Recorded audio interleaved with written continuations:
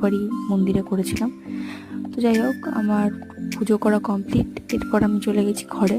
ঘরে এসে আমি এদিকে দেখছি যে আমার মা আর বাবা ঘুমাচ্ছিল, ওরা উঠে গেছে, দিয়ে ওরা তাকিয়ে রয়েছে চোখের দিকে, মানে আস্তে আস্তে ওরা দেখতে পাচ্ছে পরিষ্কার। তারপর আমি দিদির সাথে বেরিয়ে পড়েছি দাঁতের ডাক্তার দেখানোর জন্য, মানে দিদির দাঁতে একটু সমস্যা হচ্ছিলো। কিন্তু এতই দুঃখের কথা যে আমরা ডাক্তারবাবুকে পাইনি, উনি বেরিয়ে গেছেন। তো আমরা একটু জিনিসপত্র কিনে বাড়ি চলে এসেছি, বিকালে আরেকবার যাব। আর এদিকে আমি যাচ্ছি এখন প্রসাদটা নামিয়ে নিতে। তো তারপরে আমি এসে পরে এখন খেয়ে নিচ্ছি এক বাটি সাবু, কলা, মিষ্টি।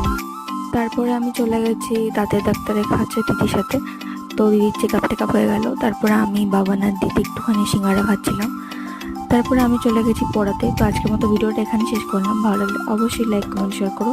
Tata, bye bye, good night, sweet dreams.